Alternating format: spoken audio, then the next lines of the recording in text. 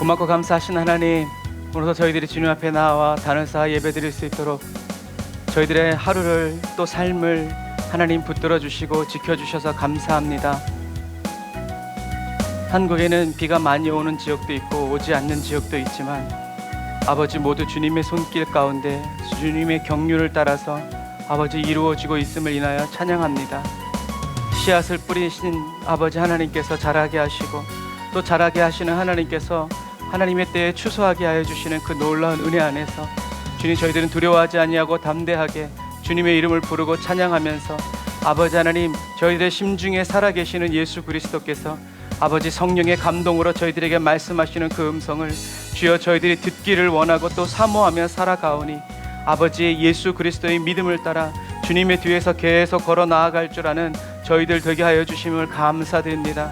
하나님 아버지께서 하늘에서 이미 이루신 말씀으로 이루신 그 믿음의 실상을 저희들도 예수 그리스도 안에서 보고 듣고 깨달으면서 아버지 하나님의 저희들의 심중에 외쳐 아버지 저희들의 심중에 외쳐진 그 말씀이 저희들의 삼토와 일터에서 하나님의 말씀으로 아버지 나타나고 드러나는 그 영광과 기쁨을 보게 하시고 또 자랑하며 증거하게 하시니 감사합니다. 하나님, 하늘에서 이루어진 여호와의 뜻이 저희들의 심중에서 먼저 이루어지게 하여 주시고 저희들의 심중에서 이루어지고 나타난 그 하나님의 뜻이 성령의 강수를 따라서 아버지 온 세상에 흘러닿게 하여 주시는 하나님의 은혜를 찬양합니다.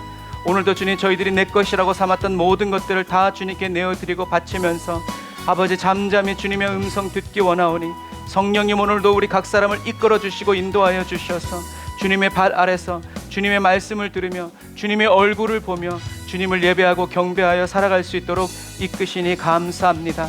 예배 첫 시간, 마지막, 중간 모든 시간에 이르기까지 성령께서 우리를 사로잡아 주시고 취하여 붙드시며 오직 하나님께 영광 올려드리는 주님께 기쁨이 되는 예배와 또 저희들의 삶이 되게 하여 주옵소서. 예수님의 이름으로 기도드립니다.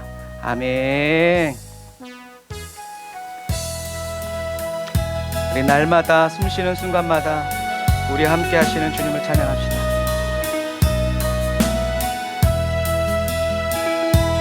날마다 숨쉬는 순간마다 내 앞에 어려운 일 보내 날마다 숨쉬는 순간마다 내 앞에 어려운 일 보내 주님 앞에 이 몸을 맡길 때 슬픔 없네 두려움 없네 주님이 가져가셨습니다. 주님의 그 자비로운 손길 항상 좋은 것 주시도다. 사랑스레 아픔과 기쁨을 수고와 평화와 안식을 아멘. 날마다 주님 내 곁에 계셔 자비로 날 감싸주시네. 주님 앞에 이 몸을 맡길 때 힘주시네 위로함 주네 아멘. 어린 나를 품에 안으시사 항상 편안함 주시도다. 내가 살아 숨을 쉬는 동안 살피신다 약속하셨네. 인생의 어려운 순간마다 주의 약속 생각해보네. 그때마다 내 맘속에 믿음 잃지 않고 말씀 속에 위로를 얻네. 주님의 도 오심 바라보며 모든 어려움이 기도다. 흘러가는 순간순간마 우리의 심중에 주의 약속 새겨봅니다. 날마다 숨쉬는 순간마다 내 앞에 어려운 일 보내 그때마다 주님 앞에 이 몸을 맡길 때 슬픔 없네 두려움 없네 아멘. 주님의 그 자비로운 손길 항상 좋은 것 주시도다. 사랑스레 아픔과 기쁨을 수고와 평화와 안식을 날마다 주님 내 곁에 계셔 자비로 날 감싸주시네. 주님 앞에 이 몸을 맡길 때 힘주시네 위로함 주네. 어린 나를 품에 안으시사 항상 평안함 주시도다. 내가 살아 숨을 쉬는 동안 살피신다 약속하셨네. 인생의 어려운 순간마다 나는 주의 약속 생각해보네. 내 맘속에 믿음 잃지 않고 말씀 속에 위로를 얻네.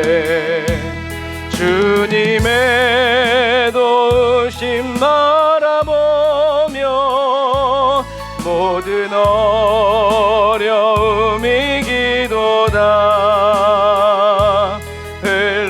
흘러가는 순간순간마 이제 우리는 주님 약속 새겨봄. 우리 3절 다시 한 번 더 고백합니다. 인생의 어려운 순간마다 주의 약속 생각해보네. 내 맘속에 믿음 잃지 않고 말씀 속에 위로를 얻네. 아멘.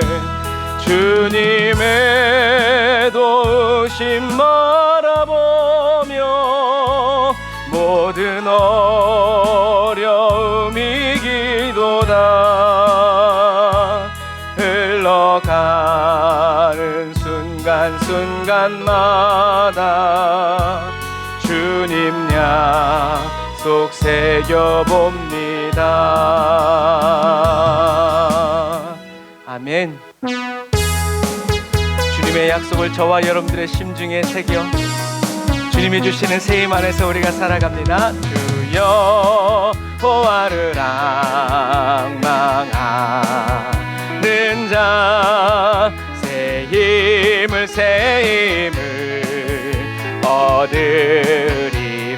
얻으리로다매. 독수리 같이 날개를 치며 높이 더 높이 푸른 하늘 나르네. 뛰어가도 고단치 않고 걸어가도 피곤치 않네. 누구든 우리 주를 믿는 날마다 새 생명 얻으리로다. 천사들 같이 노래를 하며 소리 높여 기쁜 찬송 부르네. 우라진 인계시니 슬픔 눈물 고통도 없네. 한 번 더. 주 여호와를 앙망하는 자 새 힘을 얻으리. 이미 우린 얻었습니다. 할렐루야. 독수리 같이 날개를 치며 높이 더 높이 푸른 하늘 나르네. 아멘. 뛰어가도 고단치 않고 걸어가도 피곤치 않네. 누구든 우리 주를 믿는 자 새 나라 새 생명 얻으리로다. 아멘. 천사들 같이 노래를 하며 소리 높여 기쁜 찬송 부르네. 우리 주님 계시니 슬픔 눈물 고통도 없네. 아멘. 우리 주님 계시니 슬픔 눈물 고통도 없습니다. 주님이 말씀하신 그대로 날마다 저와 여러분들의 수고하고 무거운 짐을 가져가시고 짊어져 주시기 때문입니다. 우리 그 주님을 날마다 찬양합시다. 오 나의 주님 내게 생명 주시니 당신은 내게 얼마나 소중한지 날 구원하신 주께 나의 모든 것 드려 난 날마다 주를 전파하기 원하네.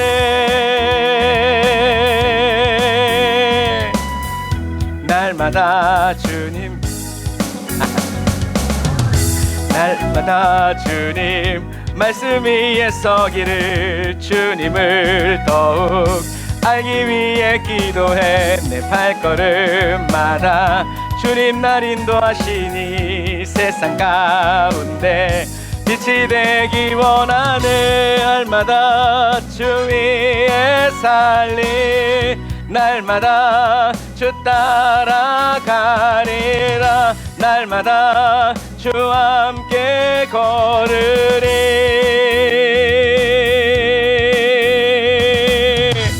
아멘. 성령님 날마다 주와 함께 걷게 하십니다.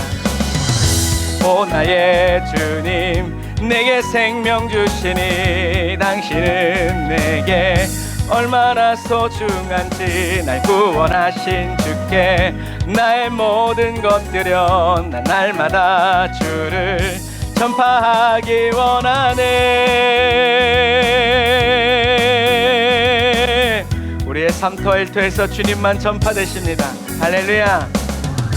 날마다 주님 말씀 위에 서기를 주님을 더욱 알기 위해 기도해. 내 발걸음마다 주님 날 인도하시니 세상 가운데 빛이 되길 원하네. 날마다 주 위에 살리 날마다 주 따라가리라. 날마다 주와 함께 걸으리.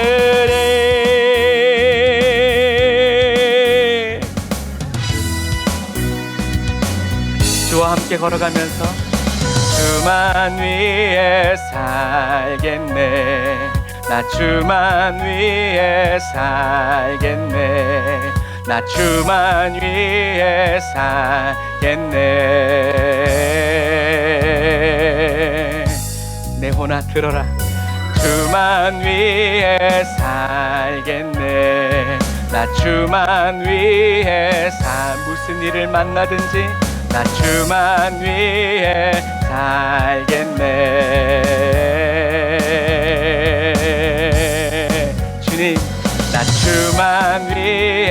살겠네.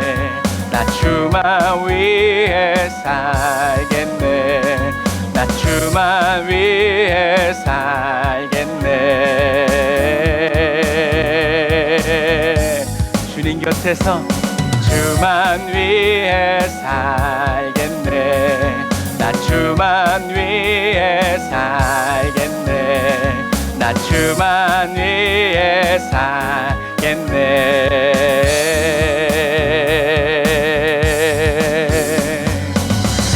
날마다 주 위에 살리, 날마다 주 위에 날아가리라. 날마다 주와 함께 걸으리.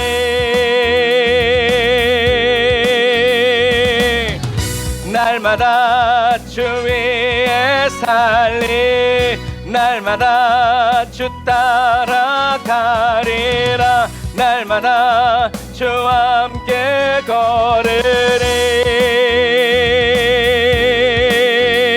걸으리. 아멘. 날마다 주님과 따라 걷고 함께하면서 주님을 위해 살아가는 저와 여러분들이 다 되었습니다. 할렐루야. 우리에게 오직 이 한 길 되신 우리 예수 그리스도를 찬양합시다. 나 엎드려 주만 간절히 원해. 주 계신 곳 나 바라봅니다. 주님을 항상 사모하며 심 속에 주 찾을 때 모든 필요 내려놓고 겸손하게 모두 드리리.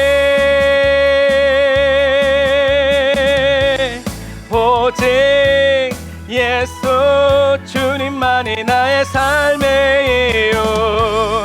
오직 예수 주님만이 나의 삶의 이유. 아멘. 오직 예수님이 우리의 삶의 이유입니다.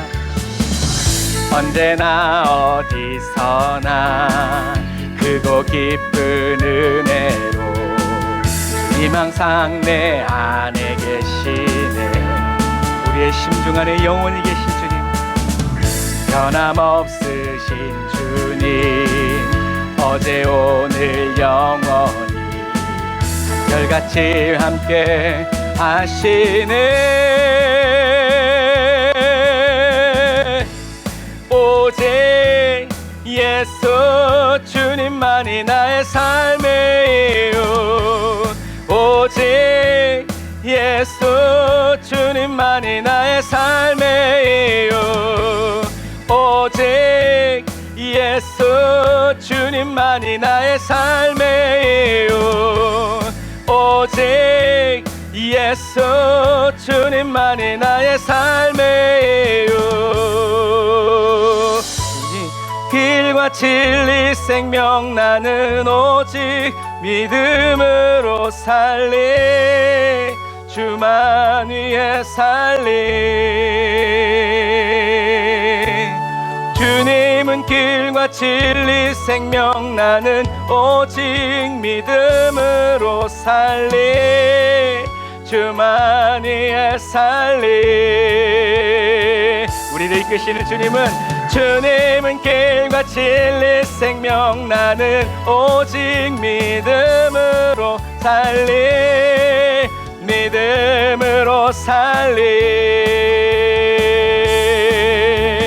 주님은 길과 진리 생명 나는 오직 믿음으로 살리. 주만 위해 살리. 오직 예수 주님만이 나의 삶의 이유.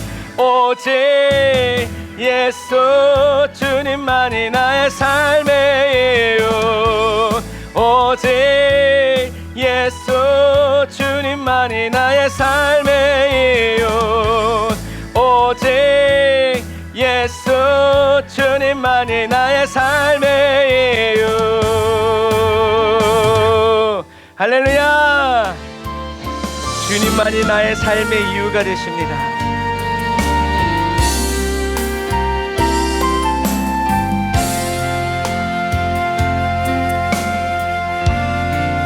나를 지으시니가 나를 지으시니가 하나님 나를 부르시니가 하나님 나를 보내시니도 하나님 나의 나 된 것은 다 하나님 은혜라 나의 달려갈 길 다 가도록 나의 마지막 호흡 다 하도록 나로 그 십자가 품게 하시니 나의 나 된 것은 다 하나님 은혜라 한량 없는 은혜 갚을 길 없는 은혜 내 삶을 애워사는 하나님의 은혜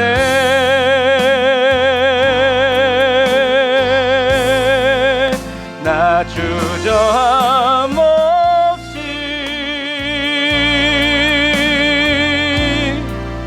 그 땅을 밟음도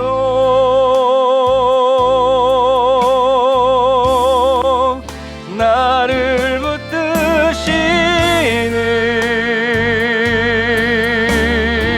붙드시는 하나님의 은혜 다시 한번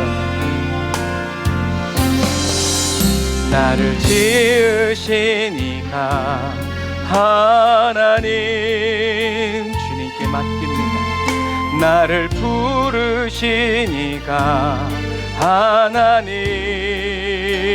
하나님 나를 보내시니도 하나님 나의 나 된 것은 다 하나님 은혜라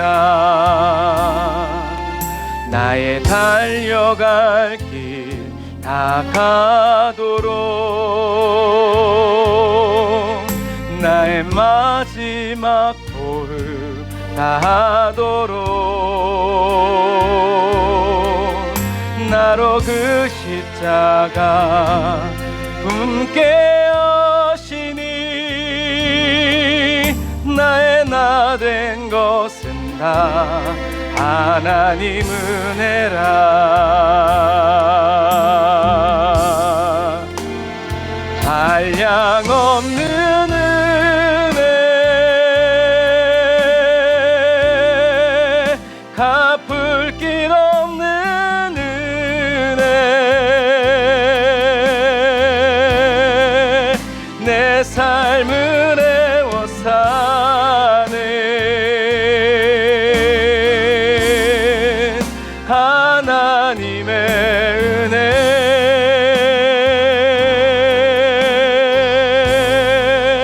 나 주저함 없이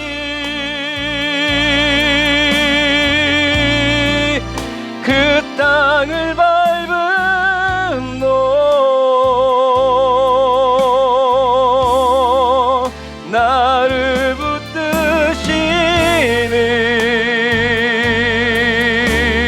붙드시는 하나님의 은혜 저와 여러분을 향하신 한량 없는 은혜 갚을 길 없는 은혜 내 삶을 애워사는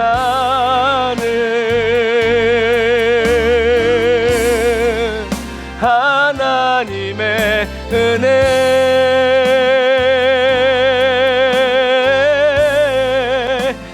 나 주저함 없이 그 땅을 밟음로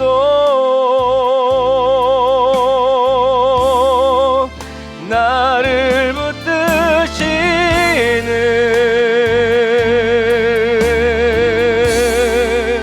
하나님의 은혜. 오늘 이 밤에도 이 은혜가 저와 여러분들에게 차고 넘칩니다. 다시 한 번 더. 한량없는 은혜, 갚을 길 없는 은혜,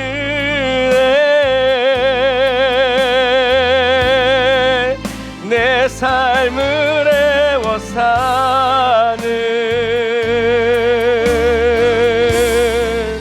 하나님의 은혜.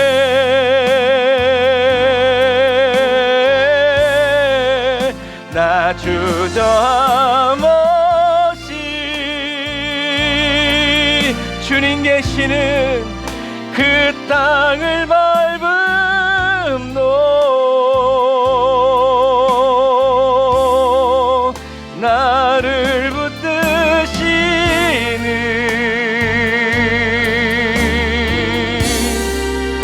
하나님의 은혜. 기도하겠습니다. 아멘. 주님 감사합니다.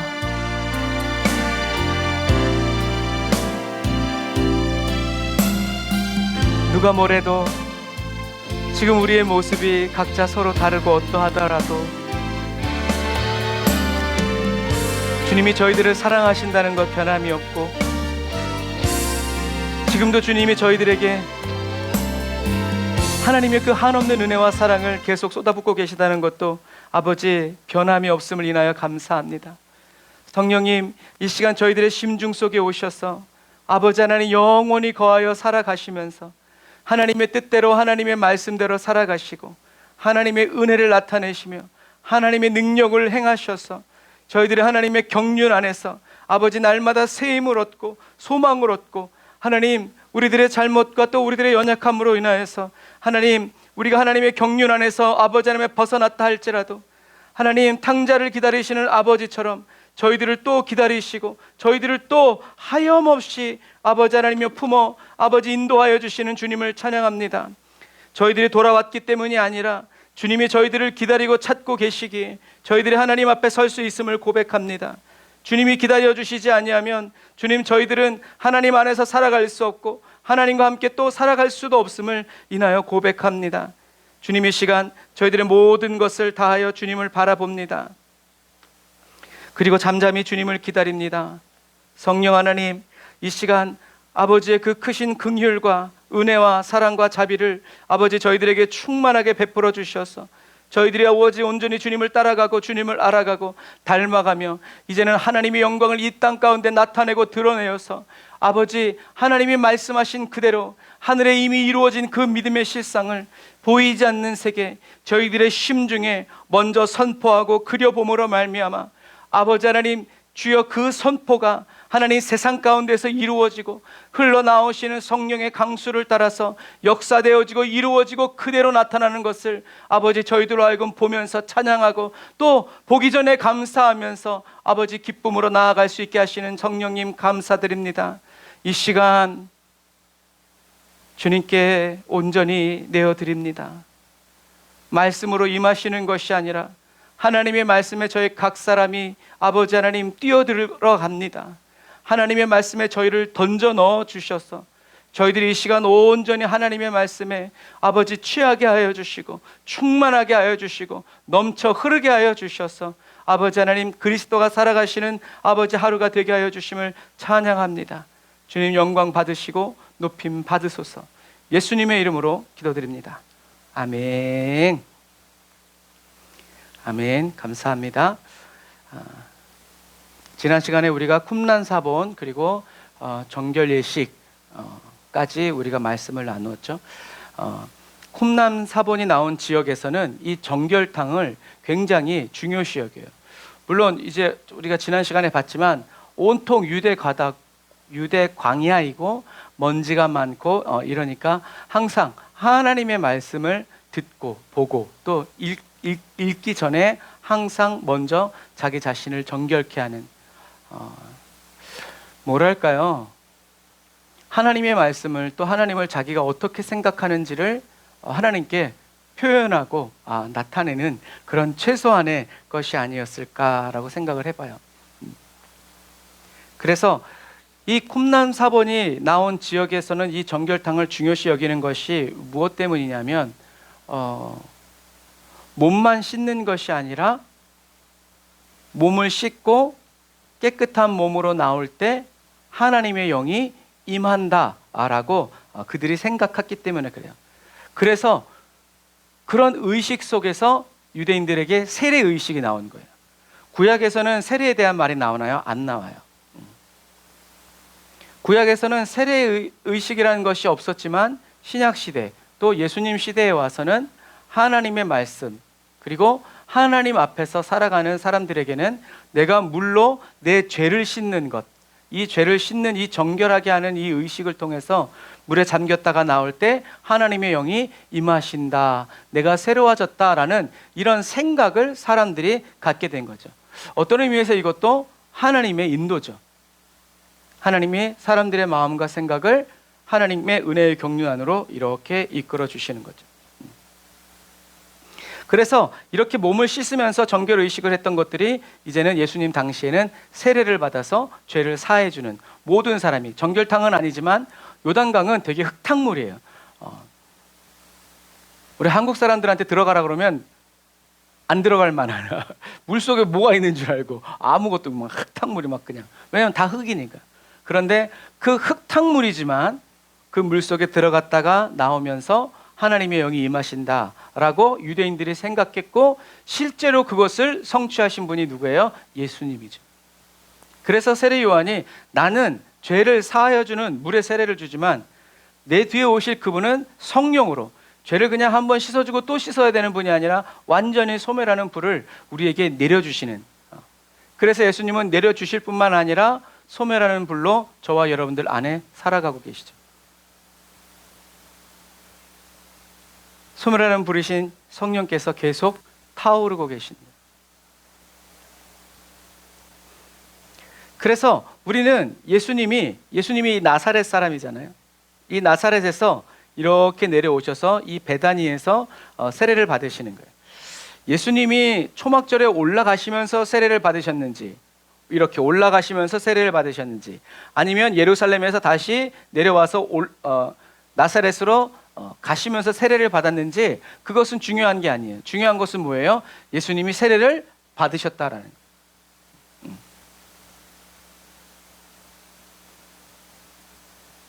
왜요? 그게 형식이고 절차가 아니라 유대 사람들이 정결의식을 통해서 하나님의 영이 임한다라고 생각했기 때문에, 그리고 그것이 사실이다, 하나님의 영이 예수님에게 임하셨다라는 것을 실제적으로 드러내신 거죠.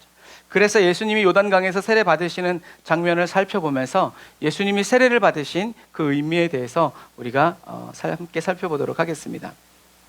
자, 지금 이 자리가 여리고예요. 여리고에서 이렇게 동쪽을 바라본 거죠. 그러면 여기 여러분들한테는 안 보일 텐데 여기 희미하게 이제 느보산이 이렇게 800m 정도 보이는 느보산 중턱이 이제 보여요. 그리고 이쪽이 바로 모압으로 가는 길이죠. 이쪽이 바로 모압으로 가는 길이고, 여기서 200만 명이 머물고 있다가 요단강의 베다니를 지나서 가나안 땅으로 들어온 거예요. 그런데 여기서 세례 요한이 세례를 주는 거예요. 요단강을 건너갔다는 것은 이제 포로되고 종이 되었던 이 모든 삶에서 이스라엘 백성들이 다 요단강을 지나서 또 홍해도 그렇잖아요. 세례를 받고 새로운 하나님의 땅 천국으로 들어가는 것을 이제 의미하죠. 그래서 누가복음 1장 80절 읽어보면, 아이가 자라며 심령이 강하여지며 이스라엘에게 나타나는 날까지 빈들에 있으니라 라고 돼 있어요. 요한은 왜 빈들에서 살고 있었던 것일까? 물론 영적인 측면도 있지만 요한이 이곳에 살았던 것을 예수님에게 어떤 영향을 끼쳤을까 생각을 학자들이 해보니까 이 지금 세례 요한이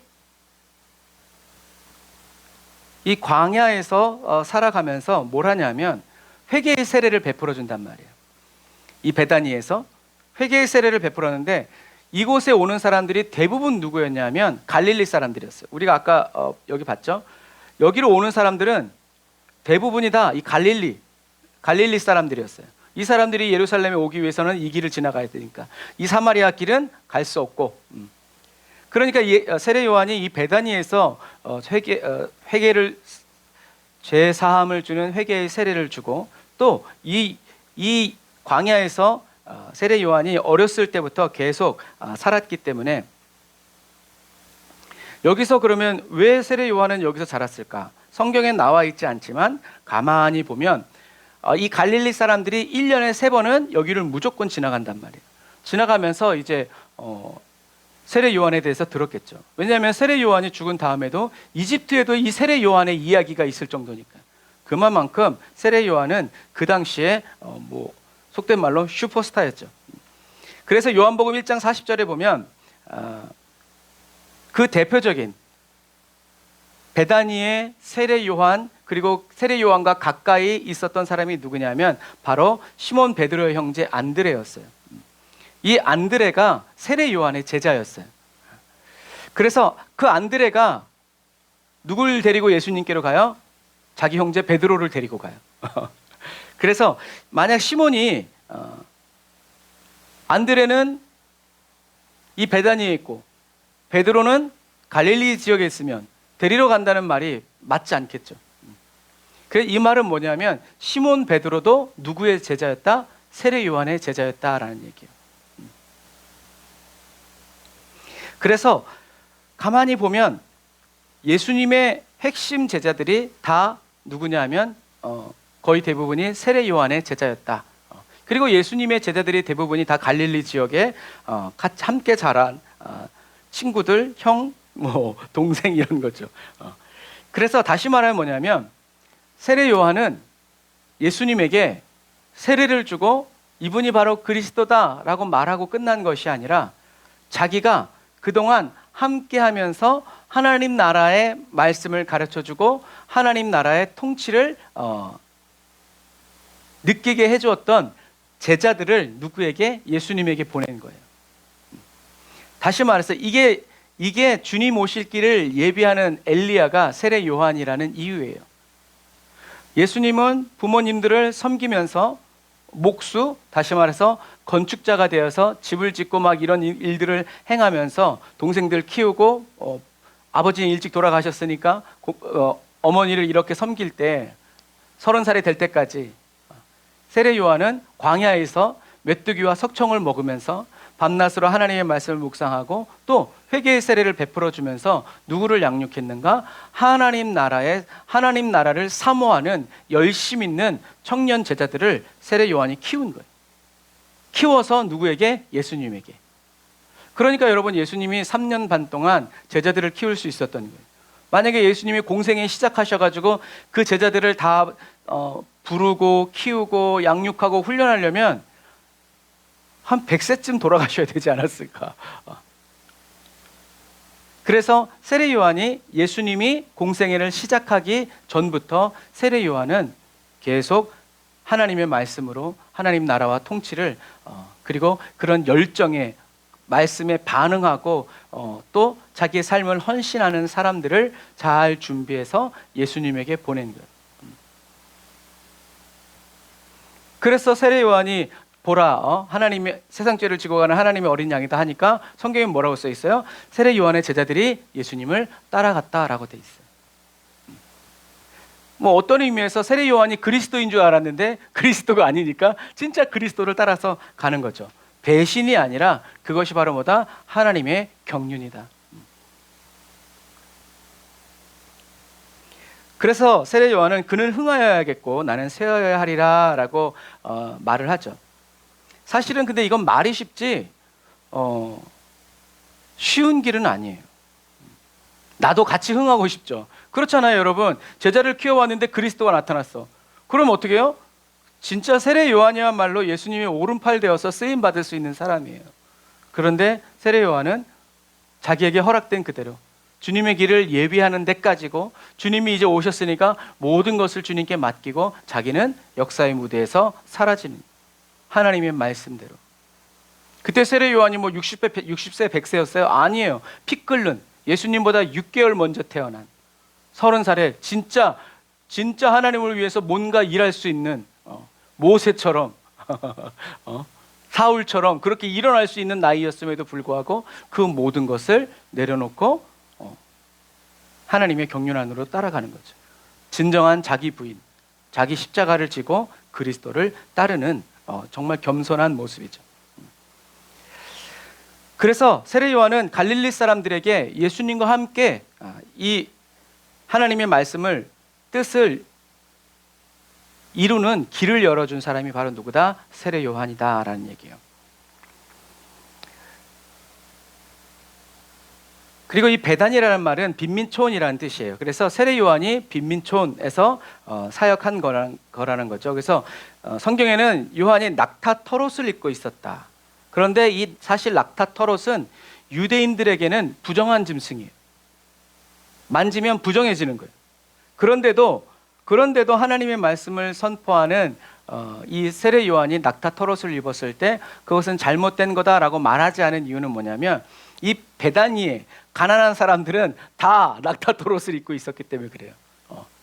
밤에 너무 추우니까 낮에는 더위를 막아주고 밤에는 추위를 막아주는 그 털옷을, 그 가죽을 입고 있었기 때문에 베다니 사람들에게 세례 요한은 이상한 사람이 아니라 동네 형 같은, 동네 아저씨 같은 이제 그런 느낌이죠.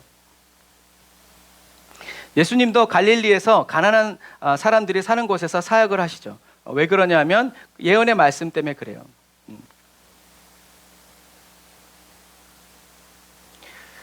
자, 여기가 바로 엘리야 승천 언덕이에요. 언덕같이 보이지 않지만 엘리야 승천 언덕. 그래서 세례 요한은 어디서 사역하냐면 엘리야가 승천한 곳에서 세례 요한이 사역하는 거예요. 그래서 거기서 사역하는 거예요. 왜? 세례 요한이 엘리야라고 성경에 쓰여 있으니까. 그래서 예수님 말씀하시죠. 만일 너희가 즐겨 받을진대 오리라 한 엘리야가 곧 이 사람이니라 라고 이야기하죠. 그래서 왜냐하면 제자들이 그럼 메시아가 오기 전에 엘리야가 온다고 그랬는데 엘리야가 왔습니까? 라고 했을 때 예수님이 그렇게 대답해 주신 거예요. 그래, 너희들이 즐겨 받을진대, 너희들이 진짜 믿는다면, 믿을 수 있다면 오리라 한 이 사람이 바로 이 엘리야가 이 세례 요한이다 라고 얘기하죠. 또 요한복음 1장 40절에는 요한의 말을 듣고 좀 전에 얘기했죠. 예수를 따르는 두 사람 중에 하나는 시몬 베드로의 형제 안드레라 라고 이제 성경이 기록하고 있다라는 거죠. 그래서 예수님이 갈릴리로부터 이렇게, 이건 지금 오늘날에 지금 예루살렘이고요. 이렇게 오셔서 이 베다니에서 세례를 받으신 거예요. 여기서 세례 요한에게 세례를 받으시고 그 장소가 엘리야가 승천한 곳, 또 엘리야가 승천하기 전에 누가 거길 지나갔는가? 여호수아가 지나가고, 다시 시간 순서대로 바로 잡으면 여호수아가 지나간 그 요단강에서 엘리야가 하늘로 올라가고, 그리고 그 장소에서 세례 요한이 회개를 주는 물세례를 베풀었고, 또 예수님이 거기로 가셔서 예수님이 세례를 받으셨다라는 얘기죠. 그래서 이곳에서 세례 요한이 예수님 회개의 세례를 베풀어주고 자기 제자들을 양성하고, 또 갈릴리 사람들과 너희들이 이제 앞으로 어떻게 사역해야 되는지를 열어준 곳이 바로 이 베다니 지역이었다.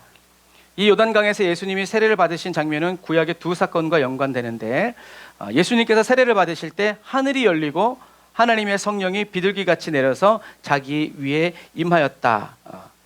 이 말은 뭐냐면 아까 좀 전에 얘기한 것처럼 여기를 누가 지나갔다고요? 여호수아가 지나갔다. 여호수아가 지나갈 때 요단강을 가장 먼저 밟은 사람이 누구예요? 무엇이에요? 언약궤를 맨 제사장. 그래서 이 요단강에서 세례를 받으시는 예수님의 이 장면은 구약의 어떤 장면과 합쳐지냐면, 여호수아의 군대가 언약궤를 메고 제사장들이 요단강을 밟을 때, 그리고 백성들이 다 지나가기까지 그 안에 있었죠. 이것이 그러니까 예수님이 곧 뭐라는 거예요? 하나님이 언약궤. 그래서 요한복음에서는 예수님이 진리, 하나님의 말씀이라고 한 이유가 바로 그러한 이유예요. 예수님이 요단강이 예수님이 세례를 받으실 때 여호수아의 군대가 건너갈 때 요단강이 갈라진 것처럼 하늘이 갈라지고 성령이 비둘기처럼 내려오셔서 말씀해 주셨다. 하나님이 뭐라고 얘기하셨어요? 예수께서 세례를 받으시고 곧 물에서 올라오실 때 하늘이 열리고 하나님의 성령이 비둘기같이 내려 자기 위에 임하심을 보시더니 하늘로부터 소리가 있어 말씀하시되 이는 내 사랑하는 아들이요 내 기뻐하는 자라 하시니라. 그래서 여기서 사랑하는 이라는 단어가 독자라는 얘기예요. 그래서 예수님을 독생자라고 얘기해요. 무슨 말인가? 하나밖에 없으니까 어떻게 해요? 사랑스럽다라는, 사랑할 수밖에 없는 존재, 딱 하나인 존재. 저와 여러분 모두가 하나님 앞에서 다 그런 존재라는 것을 여러분 믿으시기를 바랍니다. 성령님이 임하셨죠. 그래서 예수님의 이 세례 장면에는 성부 하나님, 성자 예수님, 성령 하나님이 그 요단강에 동시에 등장하시는 거예요.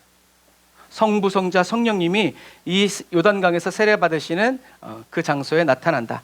그래서 예수님의 사역은 뭐다? 예수님의 사역은 곧 하늘의 문을 여시고 성령이 이 땅에 임하게 하시고 또 저와 여러분들을 향해서 너희들은 내 사랑하는 자요 내 기뻐하는 자다라는 하나님의 음성을 듣게 해주는, 복음을 듣게 해주는 그 일을 하시는 분이 누구다? 그분이 바로 예수 그리스도다라는 것을 암시해 놓은 거예요. 예수님은 하늘의 문을 여셨고 성령을 우리에게 보내시기 위해서 오셨다라는 거죠. 다윗의 이름의 뜻이 하나님께 사랑을 받은 자라는 뜻이라고 그랬잖아요. 이것처럼 내 사랑하는 자, 이건 또 예수님이 다윗의 후손으로 오셨다라는 말, 곧 예수님이 그리스도다라는 얘기죠. 여호수아는 요단강을 갈랐지만 예수님은 하늘을 가르셨다라는 것. 여호수아는 상징이지만 예수님은 현실이다라는 것. 우리는 이것을 기억해야 된다. 근데 재밌는 건 뭐냐면 여호수아와 똑같은 이름이 예수라고 그랬죠. 여호수아는 히브리어고 예수는 헬라어예요. 그런데 그 의미는 똑같이 구원자라는 뜻이죠. 그리고 엘리사도 마찬가지예요. 엘리사는 나의 하나님은 구원이시다. 그러니까 다 그 이름이 다 일맥상통으로 넘어가는 거예요. 그래서 요한도 다른 데 많지만 의도적으로 바로 그 요단강에서 회개의 세례를 베풀면서 예수님의 사역을 어떤 사역을 할 것인가를 백성들에게 그리고 저와 여러분들에게 암시해 준 거예요.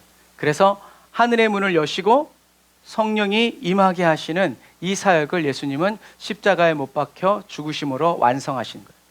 하나님의 모든 말씀을 예수님은 다 완성하신 거예요.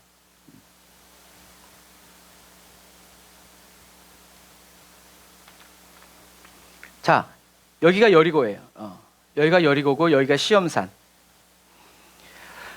요한복음 1장 29절에 세례 요한도 바로 이 말, 하나님의 어린 양이다라는 말도 여기에 연관이 있어요.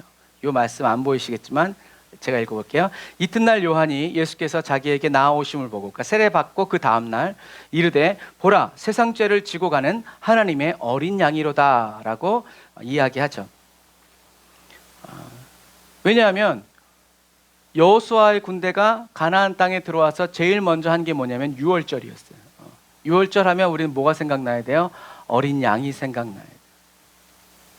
우리의 죽음이 우리를 넘어가는 어린 양의 피가 있는 그곳에. 그래서 유월, 넘어간다. 패스오버.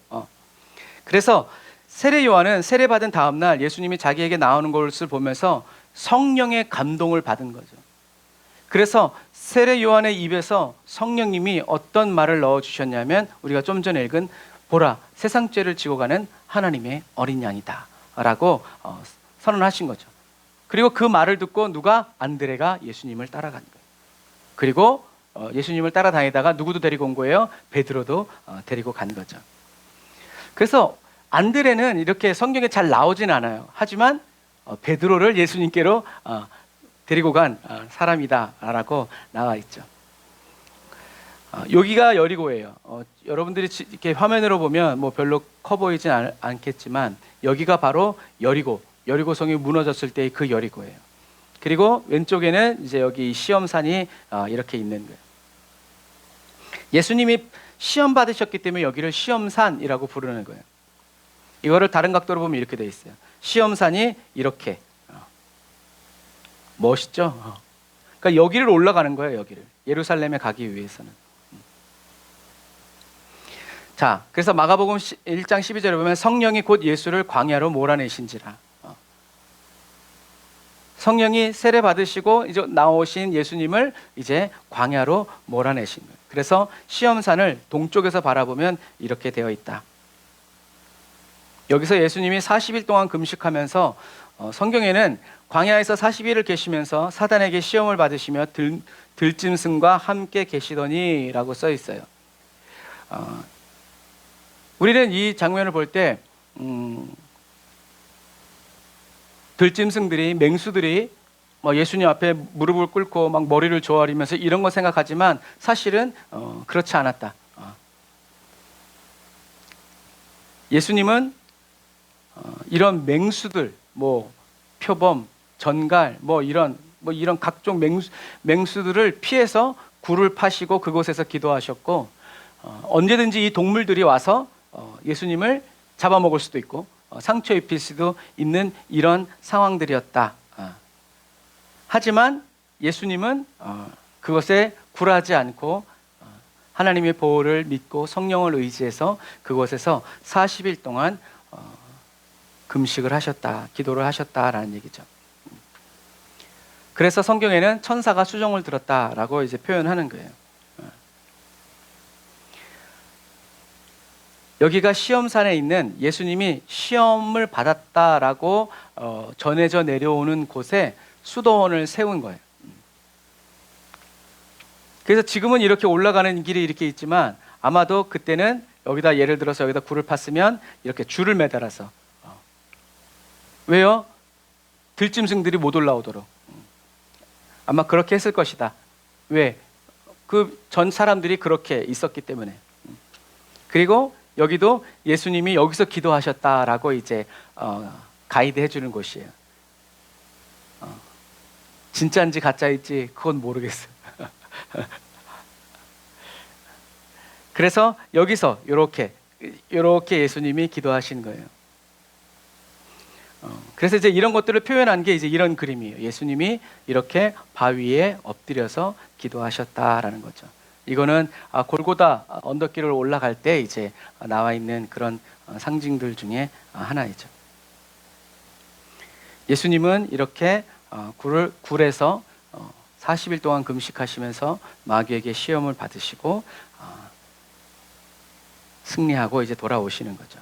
자, 그래서 예수님의 시험을 조금만 살펴보면 마가복음하고 성경에서 이제 마태복음하고 마가복음에 이제 예수님이 시험 받으신 것이 나오는데 순서가 틀려요. 마가복음하고 누가복음, 죄송합니다. 마가복음하고 누가복음. 마가복음에서는 성전 꼭대기, 그 다음에 산 꼭대기가 나와요. 그런데 누가복음에서는 산 꼭대기가 나오고 성전 꼭대기가 나와요. 근데 이것은 무슨 차이냐면 성경이 틀린 것이 아니라 마가는 유대인이기 때문에 유대적 사고를 가지고 이렇게 쓴 내용이에요. 주제별로. 그런데 누가는 이방인이기 때문에 시간 순서대로 쓰는 거예요. 그러니까 저와 여러분들이 읽기에는 누가복음이 이방인이 쓴 것이 훨씬 우리가 읽기 쉽죠. 왜? 우리는 다 시간 순서대로 이렇게 하니까.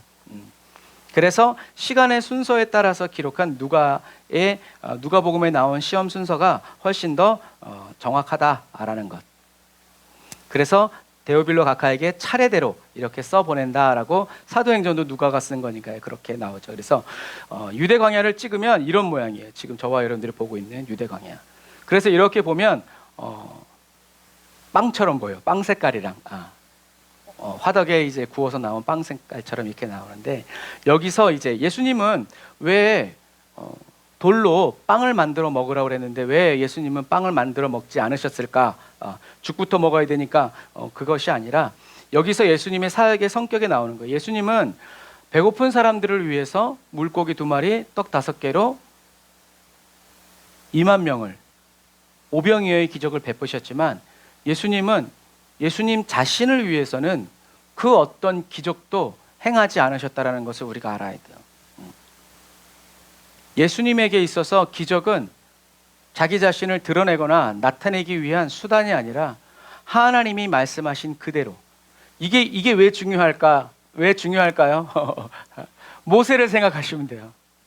모세가 얼마나 충성 봉사했어요. 그런데 딱 한 번 하나님이 말씀하신 대로 하지 않았다가 가나안 땅에 들어가지 못했죠. 지옥 갔다는 얘기가 아니라 가나안 땅에 들어가지 못했다. 그래서 예수님은 믿음의 완성자고 창조주라는 거예요. 모세와 같은 선지자 예수님, 그러나 예수님은 정말 처음부터 끝까지 모든 것을 자기에게 아버지께서 자기 심중에서 말씀해 주시고 보여주신 그대로만 순종해 나간 거예요. 자기의 필요를 구하지 않고. 그래서 예수님이 먼저 그의 나라와 의를 구하라. 그리하면 이 모든 것은 너희에게 더해 주실 것이다. 그것은 멋진 말이 아니라 예수님의 삶의 자세와 태도였고 하나님과 동행하여 살아가는 그리스도로서의 어떤 삶의 결단, 자기가 살아가는 길과 진리, 생명이었다라는 것을 우리는 봐야 돼요.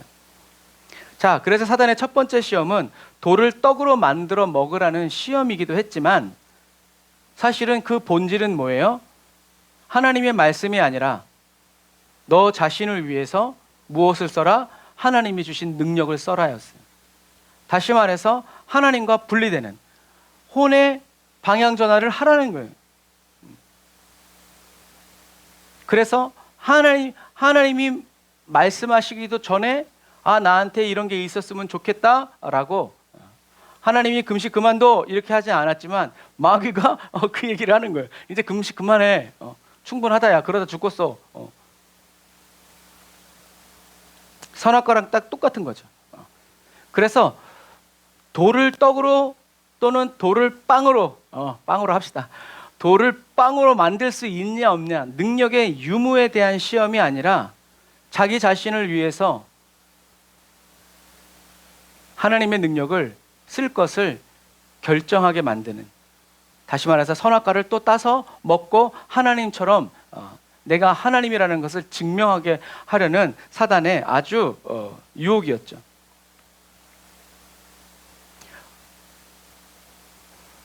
예수님이니까 그렇게 할 수 있다고 생각하면 뭐 할 말 없지만 우리나라 속담에 선비가 3일을 굶으면 도둑이 된다라는 말처럼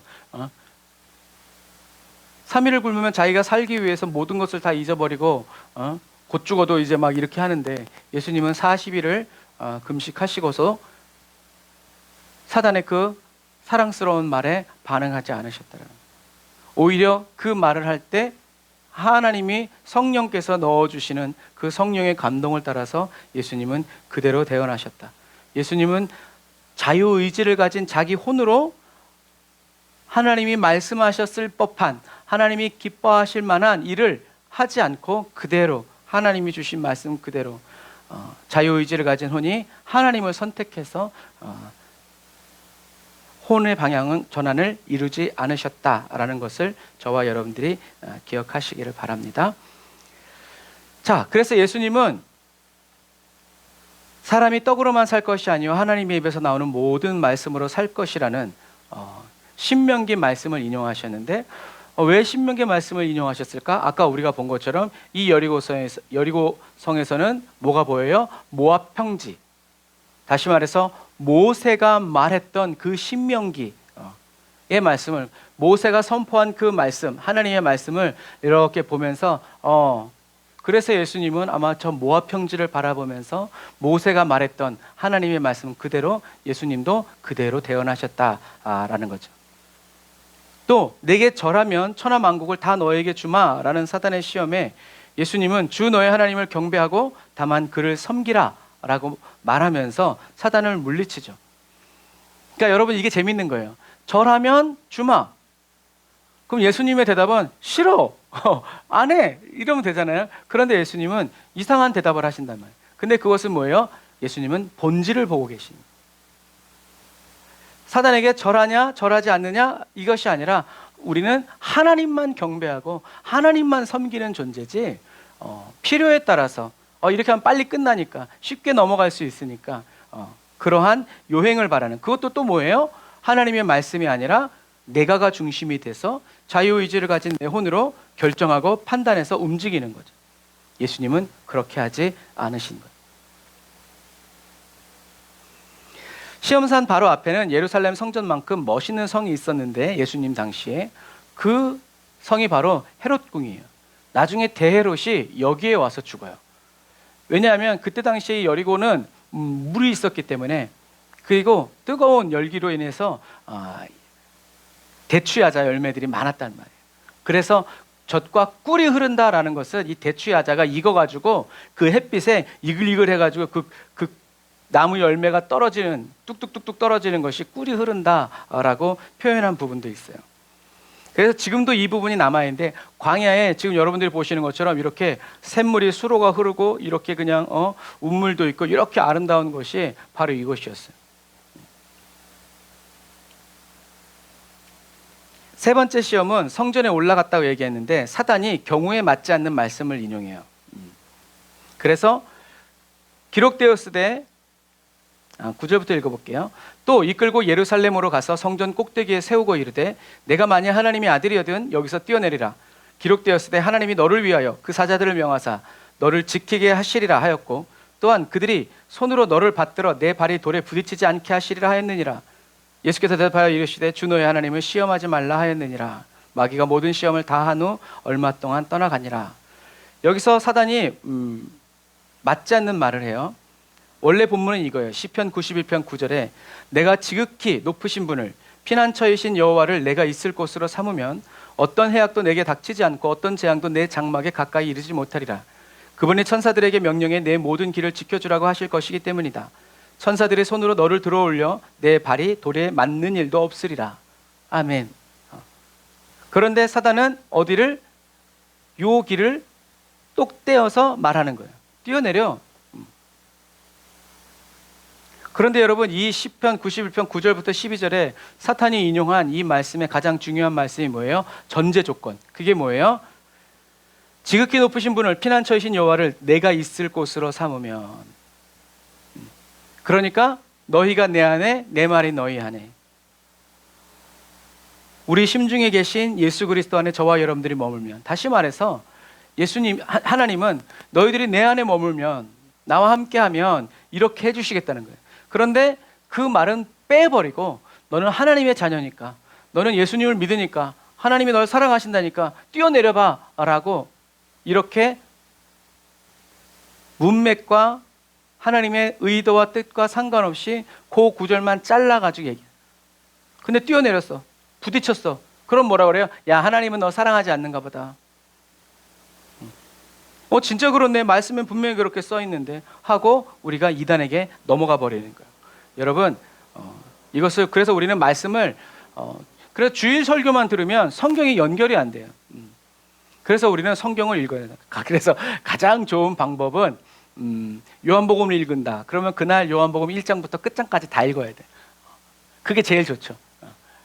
하지만 그렇게 안 된다고 하더라도 우리는 어떤 하나의 사건, 그래서 장절을 나눠놓긴 했지만 그래도 하나의 사건이 쭉 이어지는, 그리고 어떤 지역에서 이루어지는 그 일을 끝까지 이렇게 읽으면서 구분해 보는 것이 성경을 읽는 또 이렇게 눈을 열어준다라는 것을 여러분들이 꼭 기억하시기를 바랍니다.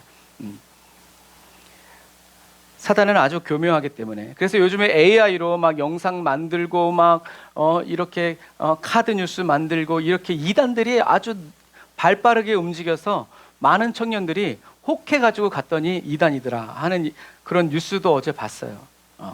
빨리 AI를 공부를 해야 되는데, 왜냐하면 AI는 기술이 아니라 문명이라는 거예요. 기술이면 내가 안 써도 되고 쓰지 말라 할 수도 있지만, 이게 문명이 되어버리면 우리가 이 안에서 살아가야 되기 때문에 이것은 피할 수가 없는 거예요.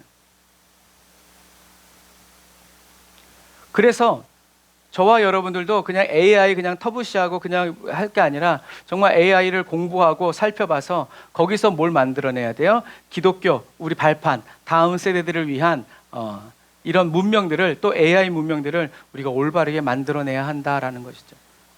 왜냐하면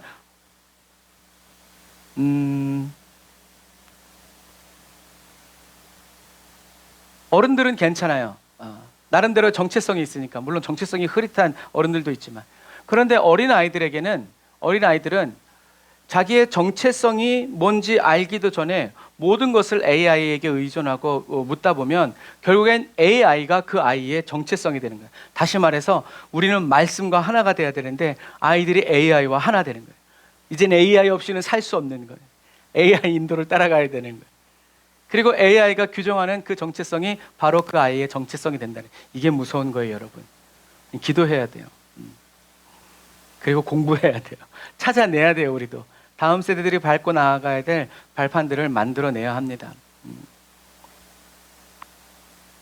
그래서 하나님은 그냥 무조건 지켜주시는 분이 아니라 먼저 내가 있을 곳으로 삼으면, 여호와를 나의 피난처, 요새, 반석, 방패 믿고 들어가면 하나님이 지켜주신다는 거죠.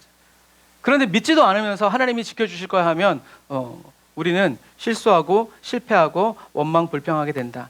깨어서 기도하면서 우리는 늘 성령 안에서 말씀을 올바로 알아야 된다는 거죠. 사단이 왜 하필이면 성전 꼭대기라고 얘기하느냐. 그래서 이게 지금 예루살렘 성전이잖아요. 요 모서리를 얘기하는 거예요. 남쪽 모서리가 유력하다고 생각해요. 왜냐하면 이 남쪽 모서리 밑에가 여기가 바로 시장이었기 때문에 그래요. 시장에는 당연히 많은 사람들이 모여 있죠. 많은 사람들이 모여 있는 곳에서 뛰어내렸는데 멀쩡해.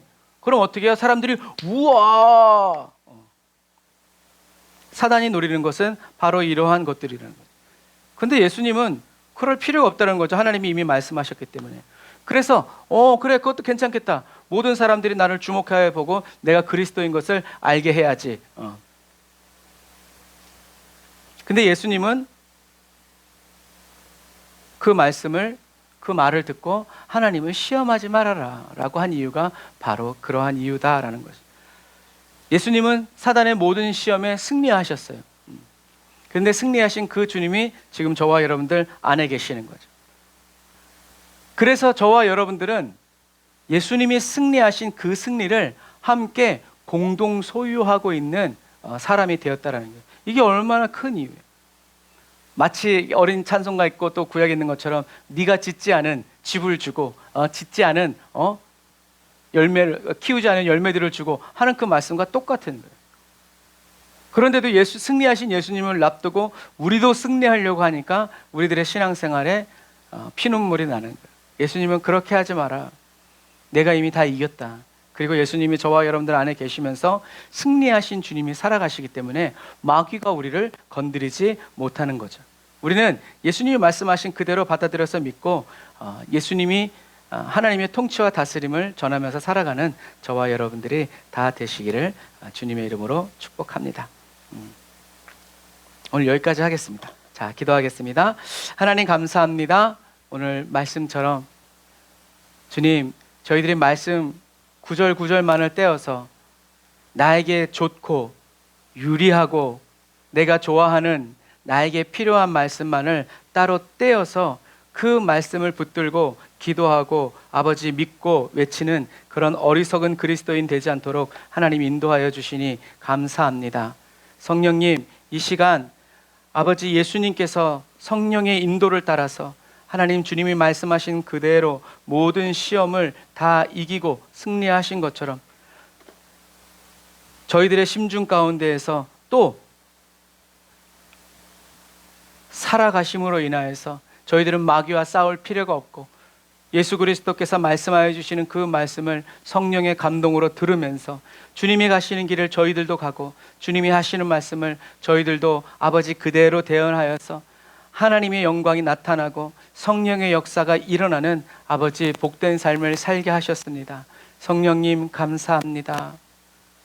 예수님을 저희들에게 먼저 보내어 주셔서 저희들의 모든 죄와 허물들을 영원히 아버지 사하여 주시고 또 원수마귀의 모든 유혹과 아버지 모든 핍박으로부터 완전히 끊어주셔서 저희들을 자유케 하여 주시고 저희들을 새 사람, 아버지 새로운 존재로 변화시키시고 새롭게 하셨습니다. 이제 원수마귀는 우리와 아무런 상관이 없습니다.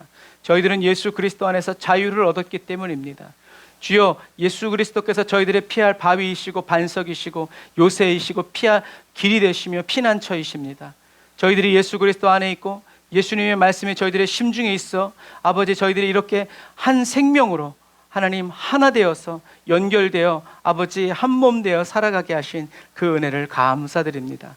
하나님, 오늘도 이 시간 저희들이 간절히 바라옵고 원하옵기는 저희들이 이 땅에 살아가면서 이 땅에 묶여서 하나님 이 땅에서 저희들이 필요로 하고 저희들에게 원하는 것들을 채우기 위해서 하나님께 기도하고 간구하는 아버지, 그렇게 땅에 속한 사람으로 살지 아니하고 이제는 하나님 보좌 우편에 앉아 계신 예수 그리스도 아버지 안에서 주님이 보시는 것을 나도 보고 주님이 들으시는 말씀을 나도 듣고 주님이 행하시는 일을 나도 행하면서 살아가는 아버지 하늘에 속한 그리스도인으로 천국 시민으로 십자가 군병으로 아버지 이 시대를, 이 마지막 시대를 넉넉히 달려가게 하여 주시고 추수의 군대로 일꾼으로 하나님이 보내시고 보냄을 받은 아버지 그리스도인으로 살아가게 하심을 감사드립니다. 성령님, 저희들의 심중에 아버지 임하여 계시니 아버지 주여 저희들의 심중에서 말씀하시는 주님의 그 음성을 정확히 듣고 온전히 순종할 수 있도록 성령님 기름 부어 주옵소서. 저희들의 보는 눈을 열어주시고 듣는 귀를 열어주시고 깨닫는 마음을 새롭게 하여 주옵소서. 은혜와 사랑을 감사드리며 예수님의 이름으로 기도드립니다. 아멘. 우리 찬송가 300